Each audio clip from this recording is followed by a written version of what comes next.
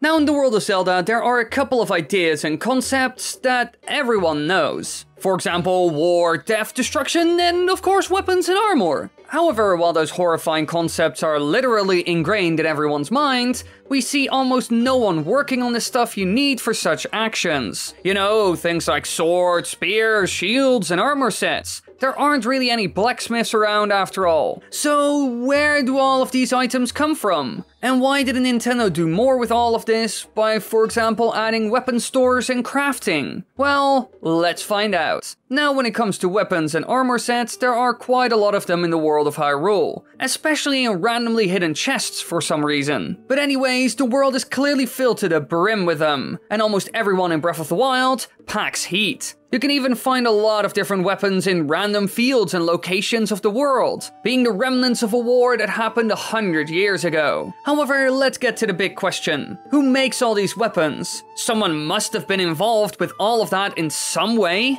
I mean, just look at all the weapons that guards use in towns like Hateno Village, or the swords and shields that travelers carry. Where does this stuff come from? Who sold these items of war to these people? They didn't just run around like Link until they found something. Well, usually blacksmiths make such things. But are there any in the world of Breath of the Wild? Well, yes and no. There are blacksmiths in the game, but only one. Or maybe two, and both of them are related to the legendary champion weapons. A good example of this is Rohan, the master Goron blacksmith who lives in Goron City. He's strict and serious about his trade and doesn't like to be disturbed while he's working or resting. Now in town, he's known to supply the Flamebreaker set of armor sold at the Ripped and Shredded, and he's also able to reforge the Boulder Breaker if it breaks or is lost, requiring that Link brings a Cobble Crusher, 5 pieces of flint, and a diamond. So clearly this man made out of flesh and stone can create terrifying weapons as well as armor for everyone who isn't a Goron. He most likely supplied the whole town of weapons and armor. That's why all the guards and people there are pretty well equipped. We've seen him forge Cobble Crushers in his day-to-day life, so he must have been their supplier. There's no other way. But now comes the weird part. He's the only real blacksmith in the game, because the Zora that repairs the legendary spear is just a craftsman of all kinds, while the other two races just give you a repaired version. But those people didn't forge it themselves, it seems. So as far as we've seen, there's only one blacksmith and maybe a second. But still, that isn't enough to arm the whole world. So where did everyone get their weapons from? Well, I think I have an idea of where some of them came from. Do you remember that one war from 100 years ago? You know, the one I mentioned earlier? It's the one where Link dies and Calamity Ganon almost won. Now, before all of this went down, the Hylians and other races were preparing for the return of this great evil. They even went after ancient technology which they tried to revive and use against the big threat that was coming. And in the game, we even get to see stuff like this in a flashback, the 12th one to be exact. Here, Zelda watches the progress of the Sheikah's research on a Guardian Stalker, while speaking with Link of how they've gotten to the point of being able to control the weapons. After which, she gets into a fight with her father, but that's not really relevant now. However, what this clearly showed off is that the people of Hyrule were preparing for war and making all kinds of different weapons. Which probably also means that the kingdoms of the Hylians, Rito, Goron and Zora were producing weapons and armor at a rapid pace. They were going to war, so every man, woman and child had to be ready and armed in some way at least. We all know that Ganondorf's attacks can be messy. Some ended up in defeat after all, forcing the citizens to save themselves. The same would happen in real life, to be honest. If we got a heads up about an upcoming conflict, we would also prepare for that. So this means that they most likely had an insane amount of stuff for both the armed forces and even normal citizens, which they could probably produce. Back in those days, the kingdoms of the world were at the height of their power. They probably had a ton of blacksmiths back then. But in the end, it all went wrong, and a huge part of the population met their end. And also, a lot of settlements were destroyed. So, what happened to the weapons and armor that they created for this war? Well, it most likely ended up in the hands of survivors. We even see completely clean and ready to go weapons inside of Hyrule Castle 100 years after the attack of the Great Calamity Ganon. So I bet a lot of the weapons in the game were made all that time ago,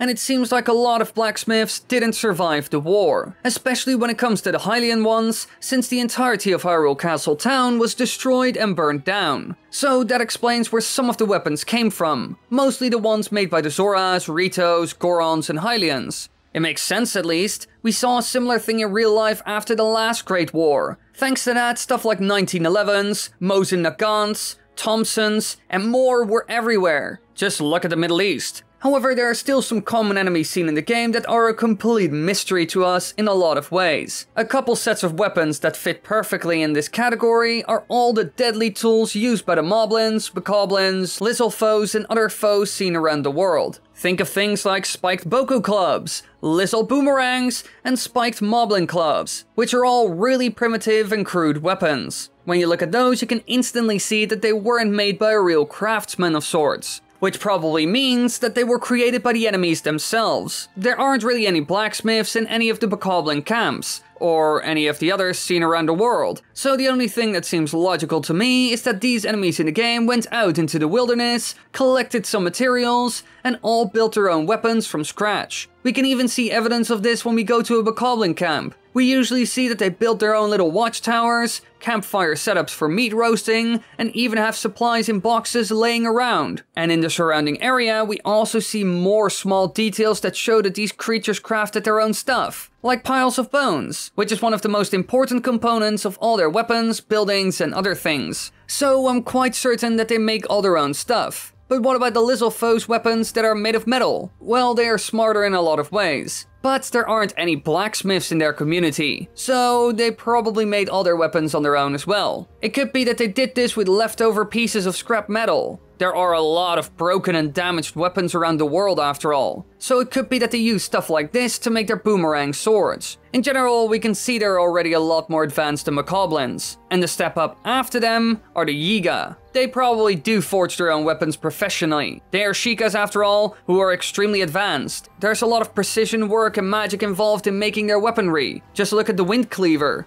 But they probably have a gigantic stockpile in the back from 100 years ago as well. So now we know where the forces of good mostly get their equipment from, and the same goes for a lot of the bad guys. But what about the strangest weapons of all? The elemental ones. You know, the arrows, swords, rods, all that stuff? Who makes those? Well, when it comes to them, I would actually advise you to watch a video from RMFH. He already made a video on it all and explained it incredibly well. Because what I want to do now is talk about the potential the game had for adding weapon crafting and stuff like that. Because so far we've seen that none of that plays a role in the game and blacksmiths are extremely rare. Now, when I first played the game as a demo in 2016, I started to read the descriptions of the items I picked up, and a lot of them seemed to describe certain elemental powers. And thanks to that, I thought you would be able to use them to build stuff in the game, like elemental weapons, arrows, or maybe something else. But in the end, things like that were barely seen in the game. There are only some places where you can trade in certain items for an armor upgrade or a specific weapon,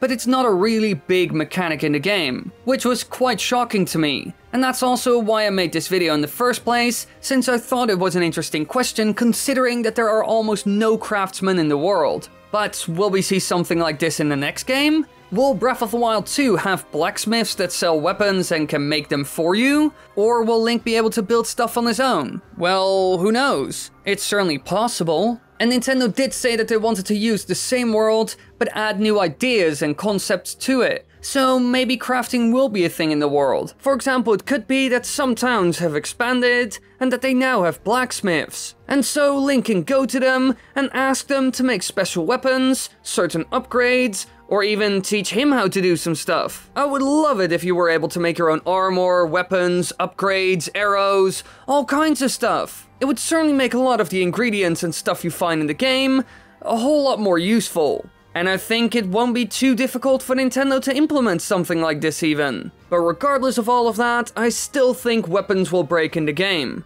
Otherwise, the open world concept just doesn't properly function. You can just go and get the best weapons ever, and infinitely repair them and beat the game with ease. That's the reason why they break. That's why Nintendo introduced all of that. So regardless if we get blacksmiths or not, I think that won't change at all. But blacksmiths being found in major cities might be a thing. That would be cool at least, and it would also explain where all the weapons come from a lot better. I mean, the stuff that they made to beat Calamity Ganon will run out at some point, especially since they break so fast. But I guess we will see what happens in the end. We haven't seen much of that game after all, but maybe if Nintendo finally shows off some footage, we can get an idea of what to expect in the game.